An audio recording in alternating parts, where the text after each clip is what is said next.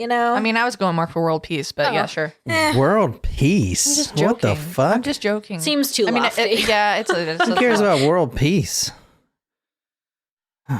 If it didn't feel too much like a stretch goal, maybe. Yeah, like I want world peace to happen, but I'm not going to do anything proactively for it. Surprise shots. Surprise shots. We don't know what they are because they're a surprise.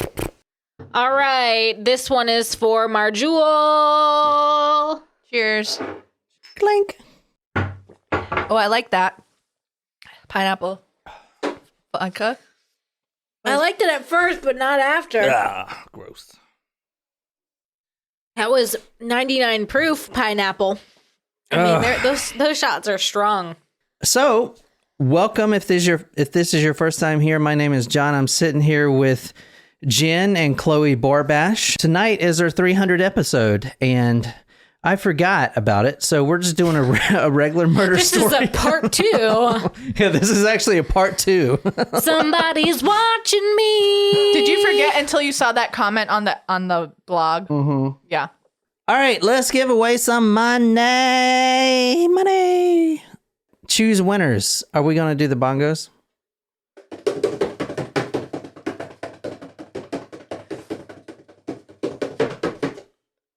Choose winners now. You always do that to me and tell me to play the bongos before you even choose. And boom. Summer. That's a new commenter, pretty sure. Yeah. It is a new commenter. Whenever I hear the name Summer, I think of Summer from the OC. Dreams drifting in the summer breeze. Congratulations, Summer. So I guess this is the $50 starting off. Yeah. I mean, $50, Summer. You're a first-time commenter. I'm really surprised that it hasn't repeated someone yet because everyone's here. Well, we are getting more comments a week, so it's picking up. Yeah, we did have 25 comments or 25 entries. There was like over 50 comments. So to enter this, you got to leave a comment on this week's post. You'll see the box down there. Make sure after you comment, you go back up to that box and put your email in there, the same one that you use to comment with, because that's how it tracks. Put your email in that box, because if you don't do that, it's not going to register. And it's got to be the same email address as your Amazon gift card receiving address or whatever. Anyway, congratulations, Summer. Woohoo! Jen, so we did the Derrick Todd Lee case, part 1. I remember the name now. So can you tell us everything you remember and don't get one detail wrong, please? Thank you. Ooh. It was in Washington, wasn't it? Oh my God. Fuck no. What the fuck? Incorrect. That was like 3 episodes ago. This one was in Louisiana. The South Louisiana Serial Killer was located in Washington. Shut up, John. I remember this one. So this was a possible person who worked in oil who would say like, hey, can I use your phone? I need to call my work. That's right. And would beat the shit out of the woman home alone. Correct. And I gotta say, I noticed, and I think this is because of this episode, John purchased a help keychain for like women, and he's got a taser in the Amazon cart, and I'm pretty sure it's because of this episode. Is it the bird? The bird? No, it's not the birdie. It's the other one. The birdie has bad reviews. The other one. So there's this little thing, guys. Did you buy it though because of this? I think it's going to be delivered today. This one and the next episode, yeah. Oh God. So basically, what I want to do. Did you buy one for me too? Is it for me or is it for you? No, I don't care about you. Just her. I think he bought it for himself. No, to be honest with you. I bought it for the front door. So what they're talking about is there's this little thing called the Birdie, or there's another company that I bought, but it's like this little contraption, and then you pull the top off of this device, and it makes an alarm sound, a very loud 135 decibels, which is extremely loud. Anyway, if you remove the top, it makes this meh, meh, meh, meh, count. It's an alarm for your person. But anyway, what I'm going to do, because of these episodes right here, is I'm going to, well, you should put one on your keychain. I'm going to get another one. For me? No, not for you. And I'm going to tie a string to it and hook it to the front door. So every time you open the door for someone, you also have your hand on this birdie thing. So, for instance, if the perpetrator, let's say you open the door for a guy selling insurance, and then he's really a serial killer or is trying to get into, rape you or whatever, then he pushes the door open, but you're still holding onto this thing, and it's going to make the sound automatically. I'm in suspense, and ever since I saw that you ordered this alarm thing and a freaking taser in our Amazon cart, I was like, just don't test it on me. Okay, Nicole. Actually, maybe. Please tell us all about... He is in Louisiana. He works somewhere in oil, and his MO is like going to women's apartments and saying, hey, can I use your phone so I can call my work? And they let the door open, and he bashes them in, but he also sexually assaults them. Did you get that, he's Jen? Killed upwards of a dozen, but maybe more. I thought maybe it was 17. Twice that. So tonight we're going to finish up the Derrick Todd Lee case. I keep wanting to call him Derrick Lee Todd. I think that's because my dad's and my brother's middle name is Lee. I didn't know that. So it's like... Wait, your dad's name is Tommy Lee? That's awesome. Your mom's name is in my bed last night, and you're probably going to have a sister. Yeah. Last week we did part 1 of the Derrick Todd Lee case. As Nicole was talking about, he is also known as the South Louisiana Serial Killer. He actually only got caught for his later killings, but there was a span of 10 years where he was able to commit these horrendous crimes, and to put it simply, they haven't been mapped out to him yet, or will ever be. So, and we actually went over the Charlotte Murray case. Do you remember that one? She was in her apartment. Was moving in, yeah. Yeah, she moved in. She just moved in. And did I go over the cemetery one? No. Like Young Frankenstein? You said that he liked to hang out at the cemetery or something weird. Did I tell you about the couple at the cemetery? No. Yes. Oh. Yes or no? Well, yes, they were having sex in the car, correct? This guy's MO is really hard to map. When they finally figured out, when the Baton Rouge police finally figured out that they had a serial killer working in the area, all the press that came out didn't actually put his race because they didn't know his race. Even the FBI couldn't tell what race this person was. Is he a black guy? Is he a white guy? We don't know.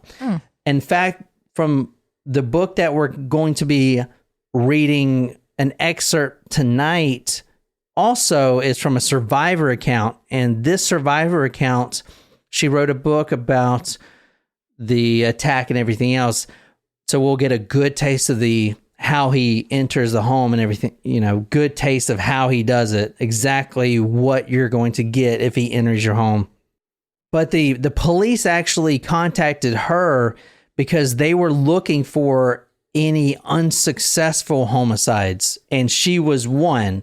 Derrick Todd Lee actually tried to kill this lady, but he was unsuccessful. So they contacted this lady, and they mapped out, they basically got the DNA from her rape kit, and they matched it to the Murray kit and among the other ones that we talked about, and they were all matched. That's how they knew the race of the killer and exactly what they look like.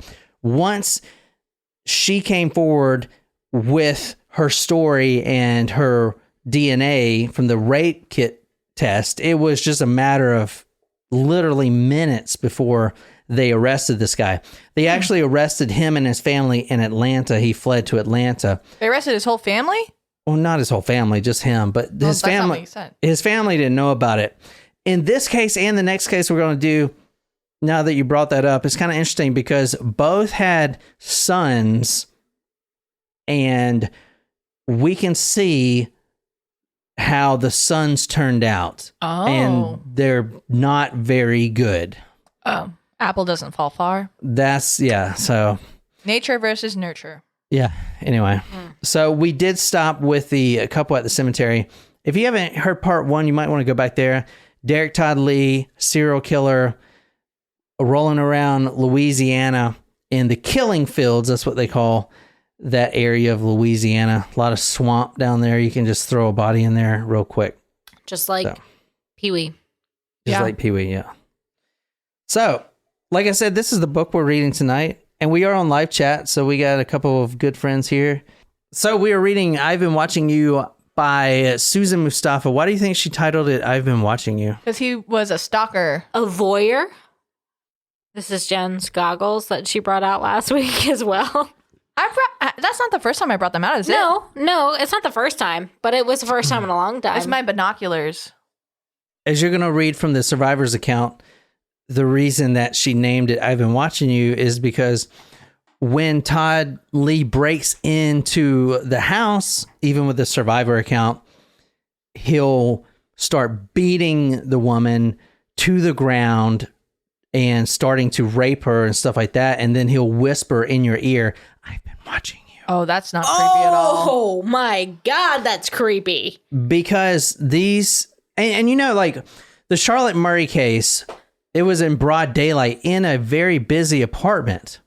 So the audacity of him to do that is just so brazen just to walk in and do that. So it turns out that I've been watching you. The reason he says that is because he has actually been stalking these victims, sometimes for even a year. He would stalk the victim. I was going to ask, how long was he stalking them for? Wow. So would he stalk multiple people at one time, or would he be single focused to one person?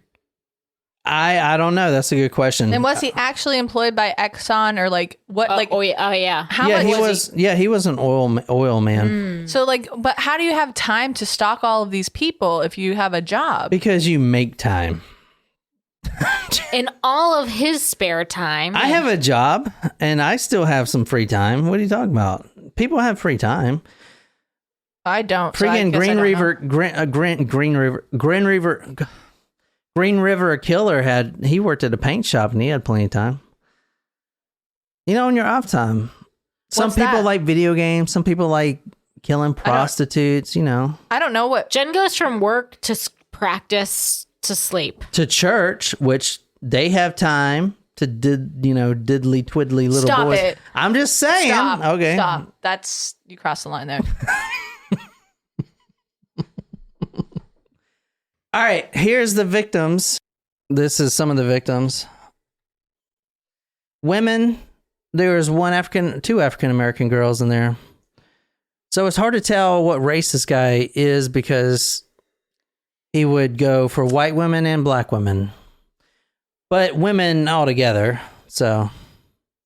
Yeah, there's also not really an age type. Yeah. There is one thing that's in common. Well, kind of. I would say there's one thing in common that he did like. So if you look at the top, brown hair. That's brown hair. He did like the brown hair, but then again, if you look at the bottom, those are different. However, these are blonde. Those are possible victims. Connie Lynn Warner. That's who we're talking about next. This is the summer of 1992. She lived in the Oak Shadows subdivision.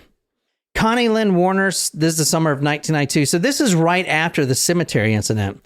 So do you remember when did the DeSoto case and the Murray Pace case happen? That was 10 years later, right? That was in 2002. Oh, yes. Right.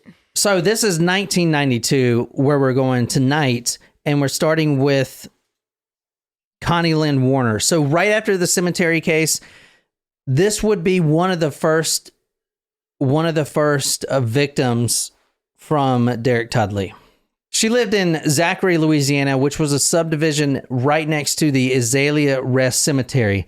So the kids that I talked about, the 16-year-old kids that were in the cemetery, they were at Azalea Rest. That was a cemetery. What's really creepy about this story is a lot of these victims were stalked while Derrick Todd Lee was in the cemetery. So he would hide behind the gravestones and and the mausoleums and stuff like that in the cemetery to actually stalk his victims and to get away. So when he does his crime, he'll run back to the cemetery, which I think is pretty smart because the police most likely aren't going to go check the cemetery. Maybe he's hiding behind a gravestone, right?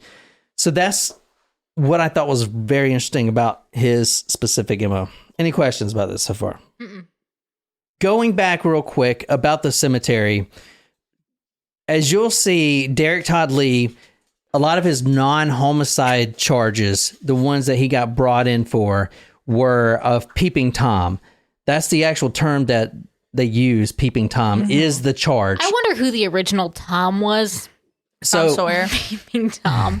Was it? No. So you have a peeping Tom, you have someone that likes to hide out in the cemetery. In fact, let's go back a little bit before this case. July 31st, 1997, there was numerous calls from the Willow Creek Apartments, which is right there in Baton Rouge.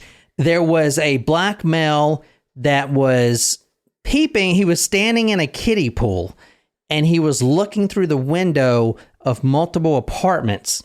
And he gave chase, and he parked his car at the cemetery, hid behind the graves. He got 6 counts of trespassing, 2 counts of peeping Tom, and resisting an officer. He was bailed out for that. So a lot of this guy's MO is basically this. He gets let in the door. There's no forced entry. He does watch the victim for quite a while. He usually goes for the darker haired females, and he'll often hide out in the cemetery, but he is basically a stalker. And then once he's inside, it's like a beast let out of the cage, as you heard from the Charlotte Murray Pace, just complete ravages through the victim and then in broad daylight, and then just leaves. So Connie Lynn Warner, as you see here, she's got big glasses, dark hair. She's that very bottom picture there. Can you kind of describe her a little bit? 70s/80s hairdo, large glasses, nice smile, dark brown hair. She is pale complexion. How old do you think she is? 40s? Ooh, no, I would say like 28 to 34. Wait, the first picture? Yes. No, the Really? first picture at the bottom. Connie Lynn Warner with the glasses. So she is 1 week outside of her 42nd birthday. 40s. I lose. I Cheers, was trying that to was be kind. So she worked for the Louisiana Department of Health. She was a hospital accountant. She just got laid off, and she had a teenage daughter. She's 41 years old, so a little different MO here. This is a week before her 42nd birthday, August 23rd. It's the weekend. She is sitting on the couch. She's cross-stitching. I saw in one report that she was just sitting there sewing and just watching TV like she always does, because the police actually comes in and they found the sewing needle and the croquet or whatever on the floor. She lived in Zachary, Louisiana. Her husband had just divorced her, which was a sad story because she had his baby, and then after that he couldn't, for whatever reason, man up, I guess. So he ends up leaving, so she's alone. Now she's going on 42. She is 1 week before her birthday. She's lonely. She's upset. She's sad. She's sitting in her house apartment and she's knitting, right?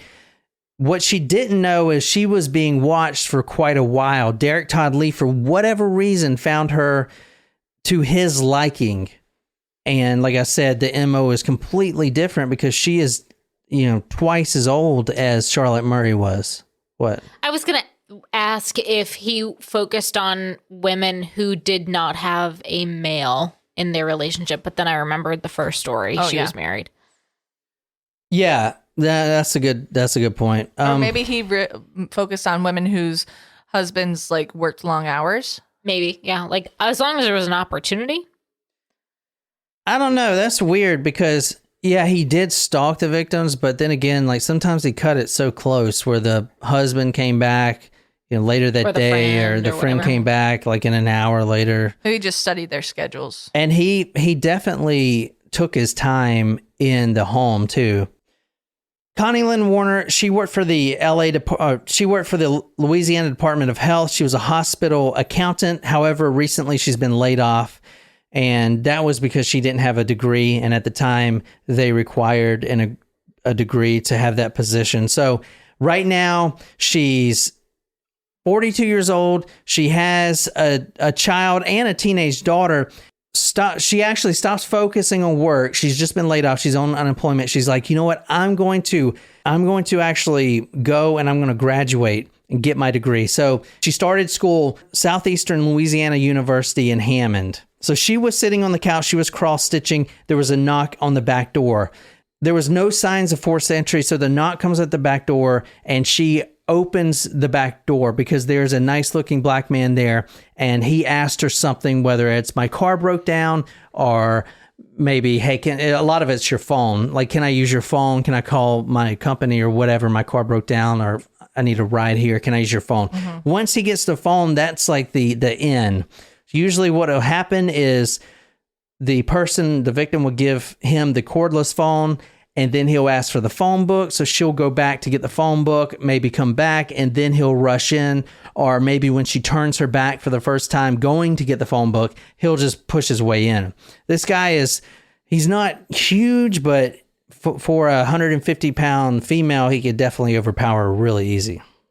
All right, so I'll describe the crime scene, but we can't actually describe her body because it wasn't found for 9 days, and it was, quote, badly decomposed, end quote, and it was found on Sorrel Street near downtown Baton Rouge. So this right here is completely different from the other cases where he just leaves the victims right there. This was in his early days when he thought he had to dump the body somewhere, anywhere other than the home. And as you can see, he wasn't caught for so long, he might as well just start leaving them right there in the house. The crime scene, starting in the carport, there's those 3 buttons. Her car's still there. There's actually vomit on her sweater already? No, not on her sweater, but there's vomit on the carport floor and in the back seat of the car. Now, this is the first time that I've really seen a victim vomit like this, which kind of took me aback when I read that, because if you think about someone that vomits, they must, like when Derrick Todd Lee broke in, there must have been so much dread that caused her to vomit. From the carport to the entryway of the home, there was a washer machine and a dryer. The washer was actually pulled out of place. Do you want to try to guess why the wash machine is pulled out of place? Maybe to block the entrance or exit from the apartment. So the killer comes in through the back door of this lady's apartment. He actually forces her into the carport. So the carport's the last place that she's going to be alive. The carport is attached to the washer and dryer area, kind of like ours is here. So the struggle happens in the den living room area. It moves to the washing machine room. The wash machine is pulled out. So the reason that the detectives think that the washing machine was pulled out is because she, quote, grabbed hold of it to keep from being pulled out of the house, end quote. There was blood stains in the carpet in the bedroom. The bed sheets were twisted like a struggle took place. So basically twisted all up, kind of like one of those twisty pretzels. Let's move. Let's talk about this guy. This is Derrick Todd Lee. Did you think he would look like that? He's older than I thought he would be in this. Well, He now looks like I thought he may. Well, the initial sketches that came out looked nothing like this, and as you see, the initial sketches kind of look like a white man instead of who this is. All right, this is Derrick Todd Lee right here. This is the South Louisiana Serial Killer. If you're on live chat, you can see him right there. Everyone said he's a good-looking black man. So this guy right here, can you imagine this guy being... at your front door? No, he just looks like a professional. At least, I mean, in this photo, he's wearing like a white collar suit and all that good stuff. Well, yeah, but you get dressed I up don't when know. you go I think to court. I'm pretty trusting. Like, unless somebody. Yeah, Oh my God. Which is why I ordered that thing. Yes. But he doesn't look like a bad guy, no. No, I think that's the case for a lot of the serial killers. But he's covered. a fucking terrible guy. That's the thing. Yes. So this guy right here knocks on the door and he's very manipulative, right? He's very charming. Honestly, if someone had said the exact same thing to me, hey, oh my God, like, can I use your phone? I mean, in modern cell phone, that granted, this was back in 2002.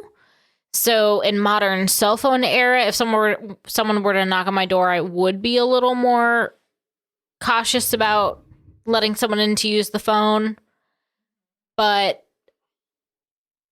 this guy, if I was back in 2002, would I have done that? Probably. The thing about this guy is you're not going to let him in. All you got to do is open the door a little bit. All you got to do is crack the door. That's why I bought those things, because you don't have to let this guy in. You just got to crack the door. He's going to make his way in himself. Get one of those hotel locks then.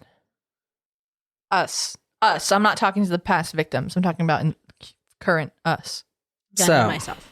Derrick Todd Lee, let's talk about his background. 13 years old is when he was first arrested. He actually got arrested for breaking into the sweet shop on Blackmore Road.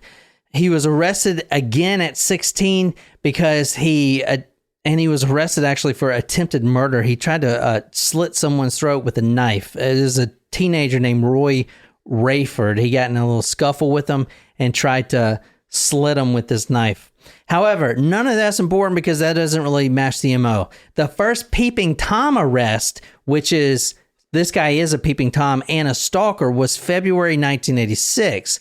A neighbor actually reported him peeping in the window. And she said the following, quote, "This has been going on for about 2 weeks and I'm sick and tired of it," end quote. So this is when he is in his teenage years. He is caught once for breaking into a cemetery. From now on, even when he's married and has a child, he'll constantly be visiting the cemetery. He just likes to go there and just, I don't know, it's like peaceful for him. And he notices that no one's ever there.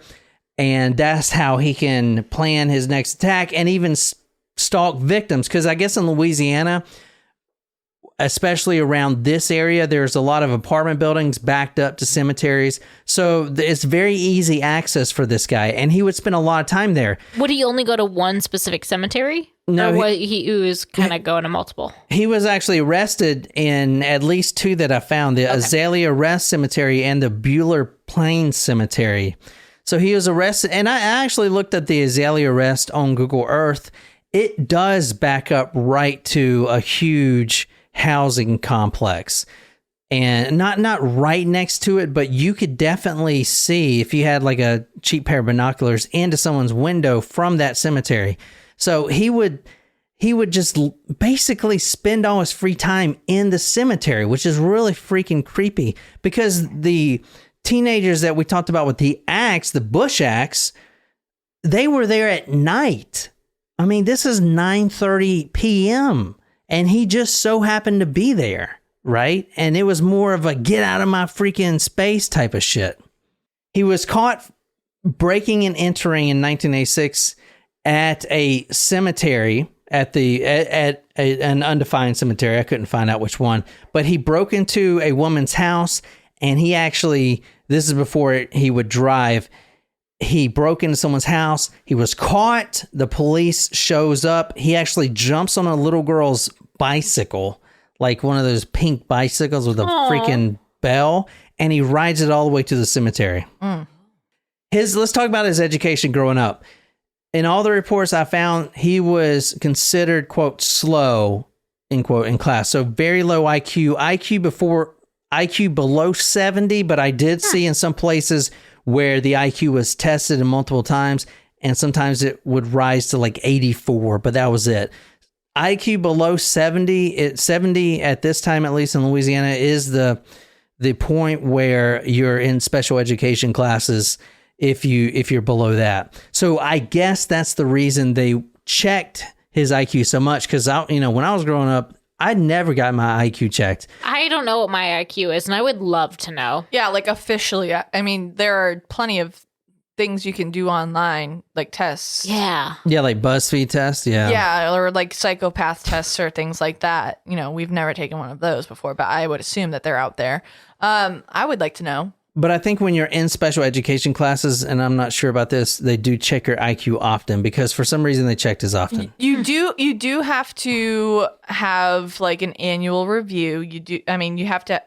In special education. Well, in order to qualify for special education, you have to be evaluated by a school psychologist, or have a diagnosis of something like autism or.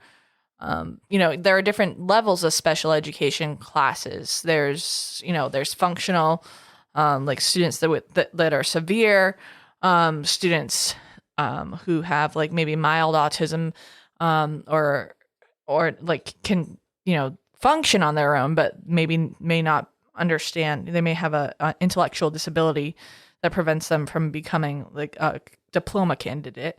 Mm-hmm. Then you have special education students who are on a diploma track who have an IEP and individual education plan, and they may need some extra resources, like extra class periods that help them with specific subjects. So, I mean, special education is not necessarily a one-size-fits-all thing. There are a lot of different aspects to it. Derrick Todd Lee dropped out of school in 11th grade, started working construction. He has a sister, Teresha, and they were actually really close to each other.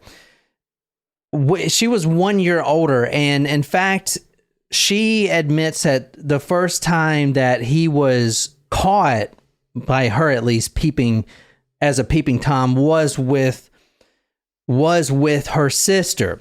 So he actually takes his older sister when he is 13 years old to go spy on this older lady, this neighbor, and like watch her through the shower. And then they're both sitting there, and then she says something like, "I want to go home." And Derrick Todd Lee's like, "Shh, be quiet. We got to sit here a little bit longer," type of thing. So the whole family knew that he had this problem, this peeping Tom problem, at a very early age. Todd liked to watch girls just as he liked to watch birds. Quote, "Shh, Teresha, don't you move," end quote. That's from the book. Todd never moved when he was watching. He knew how to be very still even at 9 years old. So Derrick Todd Lee, he had a wife, but then he got his girlfriend pregnant. So he has a side girlfriend, Cassandra, and he has a son, Derrick Todd Lee, in 1999. That's the son that is currently in trouble with the law, as we'll maybe get to in a little bit. So, but he did have a longtime wife, Jackie. She had filed a restraining order against him in February of 1990 for choking and beating her, like severely. So this is 10 years before.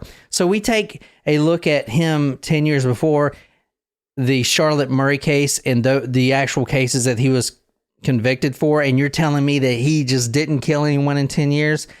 Also, what was big, or what happened in that time period that washed away a lot of evidence? Hurricane Andrew came through and destroyed a lot of stuff. A lot of evidence, stuff like that, was destroyed from that. Todd's real father, a Samuel Ruth, was a manic depressive. He was considered psychotic, and he liked to preach the Bible. He was a truck driver, and he had a history of beating women. In prison, this is talking about his mental depreciation, I guess. In prison, the guards would constantly have to scold him for drinking and washing his face in the toilet water. He was eventually committed to a mental institution outside of prison. So, which is crazy. Yeah. All right. So this is Derrick Todd Lee. So this is him when he was younger. Yeah. I mean, look at the guy. He doesn't look like anything. He was in the marching band. He played the snare. I mean, completely normal looking guy, right? If you're on live chat, you can see these. Oh, yeah. Like his little bow tie. That's a senior picture, probably. Totally unsuspecting. Exactly. So if this guy showed up at your door asking to use a phone. Oh my gosh. I'd be like, come on in. Let me make you something to eat. Which is why I bought that fucking thing. That alarm. Let me make you something to eat. Would you like a BLT? That's exactly what I would say. A BLT on some sourdough bread sounds amazing. That right is now. what John's been into lately. Is so BLTs good. with crinkle cut fries. Ooh. All right, let's kind of divert just a little bit, guys, and let's actually have Nicole read some It's been a while since I've read something, so. Are you in a good place to read? Because I am not. I can read. I can read Are good. you seeing like double vision? No. Double vision. What I'm going to have Nicole read is from a book called Divine Justice, the Diane Alexander story. Alexander Hamilton. The only survivor of the Derrick Todd Lee murders. Now, this is from Diana Alexander. She wrote this book, and this is about her account. Now, the book, and I'll put this on Talk Murder for you guys that want to check it out. I think I got it for free on Kindle Unlimited. I think it's on there for free. Yeah, it's on Kindle Unlimited. So I have a Kindle, but I never use it. But the book, I will tell you, is she's very Christian. So a lot of it is about, God help me, save me, stuff like that, which I don't mind. But she was that way before this attack. I'm just to let you guys know that the book is very religious. It's called Divine Justice. Let me preface this. This is from the book Divine Justice. This is the first-hand account, and this is why I wanted to put it in the episode, is because this gives you exactly what you can expect from when Derrick Todd Lee knocks on your door. He asks to use the phone. He needs a phone book, and then all of a sudden, he just pushes the door open, knocks you to the floor. He starts beating you in the face because he wants you to be quiet because you're in an apartment building shared by other apartments. And then he begins to rape you. This is exactly what you will expect because this is a victim that actually survived the attack. And her name is Diane Alexander. This is the woman that they used to get the DNA from the rape kit test that actually linked to Derrick Todd Lee. And that's when they put out the description. And as soon as they put out the actual sketch, or the actual photo, I should say, of him, that he was caught literally almost immediately. So basically, same thing, knocks on the door. And then this is from chapter 3. It's called The Attack. Once inside, he grabbed me by the throat with one hand as he pushed me against the entry door, which caused the door to slam shut. He said, "If you try anything, I have a knife, and I'll stab you in the eye." My immediate response within my spirit was, "Lord, what's going on? Can't he see that I'm your child?" Everything seemed surreal. I could not believe this was happening. He then said, "Take me to your bedroom." I knew if he took me to the bedroom, there would be no way out. My immediate response was to talk my way out of it. I said, "We don't need to go to the bedroom. We can stay right here," which was the living room area. He forced me to lay down on the living room floor with his hands still grasping my throat. Hey, hold on a second. I want to say, like, I've seen this even in the Ted Bundy case when all right, so he's actually yelling this, "Take me to the bedroom."